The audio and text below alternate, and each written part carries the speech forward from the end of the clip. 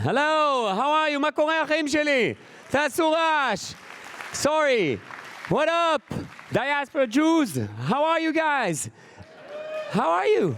Okay. People in from Israel? Yeah? Make some noise, Israel. Well, I don't really have to ask, right? You just make some noise. This is what we do. This is what we do. So I'm so glad to be here in the Z3 conference. Oh, how Kanye West likes to call it, the worst escape room ever. I love being in Palo Alto. Make some noise if you're from Palo Alto. Okay. This place is like stepping into the future. Once I'm here, it's like stepping into the future, and it's boring as hell. Oh my God. I mean, you have so much money and possibilities until 8 p.m., and that's it. You're done. Going to sleep. In the morning, you have yoga. That's it. One main road, one hummus place. Homeless people with Apple Watches. This is a weird place. This is a weird place. I love this establishment, the JCC. We have JCC, you have JCC all over the world, all over US, I mean, major cities, and that's great. I mean, really, it's when anti-Semitism is on the rise, just knowing that we are all gathered here together in the same place. This is brilliant. We're doing it great. We're making it so easy for terrorists, you know. Where are they? They're over there. It says on the building, it's a Jewish center. Yes, they're there. So I'm sorry, I'm rude. I haven't introduced myself. My name is Guri Alfi. Somebody knows me here? Yeah? Okay. A few knows me here. Okay. So don't tell them. But the free translation of my name is thousands of puppies. It is true. My parents didn't decide if they wanted a child or a framed funny picture for the bathroom. This is what happened. So I have 4 daughters. So when I say I'm very happy to be here today, I truly am happy to be anywhere. In Detroit, I don't care. I don't care really where. So my father is from Basra, Iraq. Make some noise if you're Iraqi Jews. 3 people. Okay, that's the percentage. And my mother is from Manchester, England. So, so I'm polite and hairy. And you laugh too much from that joke. And I was brought up in Ramat Gan. Ramat Gan is a city, but it's also a time machine. If you like the 80s, come to Ramat Gan. It's always 80s there. I didn't know really that I was Jewish until I got here. I'll explain. I mean, my Jewish identity is not as strong as my Israeli identity, right? I was born into the narrative of an Israeli. I don't feel and think like a Jewish person. I'm not a minority. I govern my own state. I have the confidence and arrogance of an Israeli. Until I got to LA. I went and lived in LA for a year. And then I understood that I was Jewish. Only then, 42, I was 42, right? And I had this epiphany. I made this show called The New Jew. Did anyone see it, that show? Okay, great. If not, go and see it. It's a great show. So we had this item that we're going to do a bar mitzvah. I'm going to do a second bar mitzvah on the Colorado hills, right? Mountains.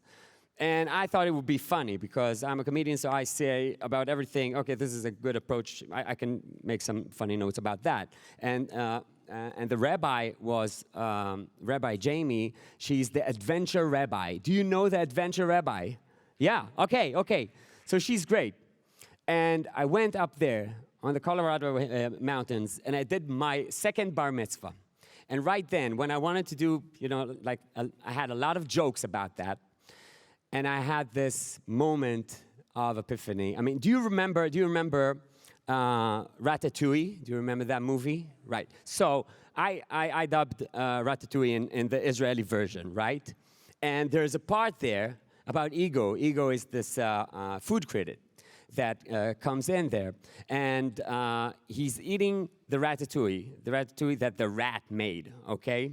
I'm sorry if I spoiled the movie for you, but it's an old movie, okay? I don't care. So he's eating, and he's like this very tough and, I don't know, decaying man. And he's like eating this, and then he has this moment.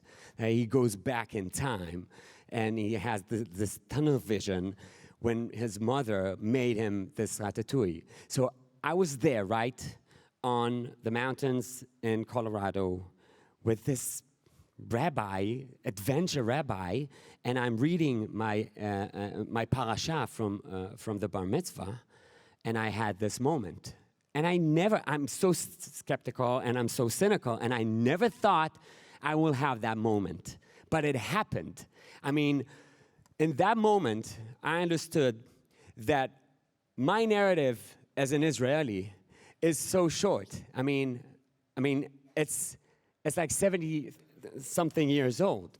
But if I tap in to something that is in my bones and in my ancestors' blood, the Jewish narrative is so much more deeper than that. And I saw everything into my past and to my ancestors, to my roots, like feeling everything that happened from Iraq and from Romania and from Manchester, England. All my ancestors, like doing this to come here, and all the values that we have as Jewish persons, as Jewish people. And I was blown away by this. I was really blown away by this. It changed my life completely. I'm a secular Jew, right? So as an Israeli secular Jew, you know, you are a secular or you're a dati. That's it. There's no between. Okay, there's no between. But there's so much more between. And I thought this is a good time, I'm 46 right now, to reclaim what is mine, to reclaim my Jewish identity. And I only did it when I was here. When I was here, I needed this space away from territorial Israel just to understand how my soul is so old, is so ancient. And this is something I'm embracing right now and passing on to my daughters. So what happened to me, thank you very much. What happened to me, I wanted to happen to everyone, and this is why I did that show, just so everybody can tap into that. Because being a minority, being an immigrant, is very hard. It's very, very hard. I mean, it's so hard. It's because you can do anything, you know, in your life in Israel, and then you come out here, and everything is so different, and you feel like a stranger, and you feel like a stranger to yourself. I needed a haircut, right? And in Israel, I go to the same barber. I mean, it's not him, it's his son right now, because he died, but it's the same place, okay? He knows my hair. So now I'm in LA. I'm going into this, I don't know, posh salon in Beverly Hills, and I don't even know if I needed to call first, or do I have to, is there an app, or and nobody attends me, nobody says anything. I just wait there, and nobody comes, and I'm not aware of where, and then I see the prices of the haircuts over here. I see it's $500 for a haircut. I say, okay, I'm going out. And then this lady comes out to me and says, can I help you? And I said this terrible sentence back. I said, no, I'm just watching. Yes, I'm not cheap. I'm a pervert. This is what I do. Can you cut while I look at? Yes, I can collect hair. I'm keeping an album of all sorts of hair. Everything is so different, and you feel terrible. You feel stupid most of the time. Everything is in Fahrenheit, of course. You know, in the U.S. You know why it's in Fahrenheit? Because you're assholes. I mean, it's terrible. Nobody. Listen, even Fahrenheit himself, he said, what, you're using it? I'm sorry. I just threw in some numbers. I'm so sorry. My kid was so sick, And I had this thermometer, and I put this thermometer, and I looked at it. And Hila, my wife, said, "What's going on?" I said, "I don't know. She's dead. I don't know. What is this? What is this? I don't know. Is this the date she was born? I don't know what's going on." And Hila was looking at this Advil thing and said, "How much pound is she?" I don't know. What was the rate when we bought her? What was the rate back then? Because I don't remember what was the rate back then. And the most horrific thing you can have, I mean, this is anxiety all over, right?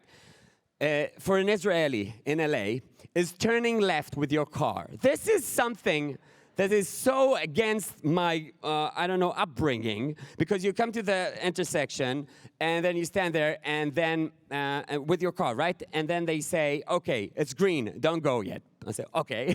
Okay, so when, okay, no go. Okay, so green, but no, okay.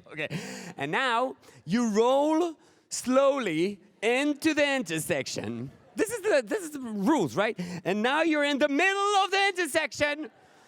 Cars are zooming by, like, boom, boom.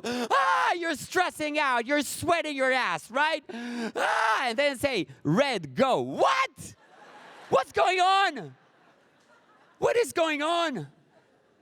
And everybody is so nice and so polite in LA. It's really wonderful. Wonderful people. You walk around and everybody's so nice and say, "Oh, excuse me, sir. Sorry, sir." You feel like, I don't know, Prince. I don't know. "Sorry, sir. Excuse me, sir. Oh, I like what you're wearing. Have a good one. I like your shoes, man. Yes, thank you. Oh, sorry. Excuse me. And it's so much fun. But then after 3 months of that, you are tired of politeness and courtesy. I didn't know you can be tired of that because I never met courtesy before. But you're tired, and everybody's just babbling like, "Sorry, excuse me. You just want to go and stand in the middle of the street and say, "I excuse everybody. You are all forgiven. Yalla. We have things to do. I'm wasting the whole day in this." There's an aggressiveness to being polite, to being too polite. I mean, they're holding the door, right? They're holding the door for you, right? So sometimes they're holding the door and there's nobody there. Now, you are like 100 meters from that, or 9 yards. I don't know the meters. Okay. So they're holding the, and you're far away, and you're looking at someone holding the door for you, and you're feeling like, "Oh, you're not okay." So you're running it, you're throwing away the cup of coffee. You don't need it. You're just going in. You didn't want to get in this building. Now you're there. Oh, God. Okay, guys, to sum up, I loved what Zach was saying before. He's a great speaker, and he's talked about all the stuff that I wanted to talk about. But I will just say this. Yeah, no, I'm just joking. I'm just saying this. Antisemites don't tell the difference between conservative, reformed, Orthodox, Israeli, or American Jew. So why don't we learn something from anti-Semites, okay? Thank you guys so much. Have a great conference. Thank you.